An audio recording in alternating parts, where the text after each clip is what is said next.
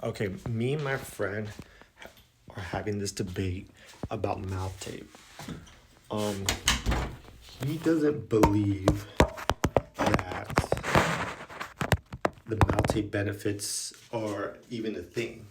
Um, I disagree because I use mouth tape, and the one thing that changed for me was my jawline. And before, I had no jawline. And now it's like more defined. I've been using it for a few months. He thinks I'm lying, but I'm like, I literally just showed you in person. He doesn't believe me. And which I think is weird because there's so many benefits to it. And this guy snores a lot, so he could use mouth tape. So yeah, we're going back and forth about it, and none of us could agree with each other or disagree.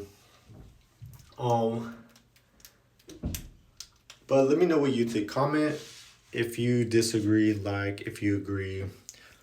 If you do want to try it, I'll put the link down below for the one that I use.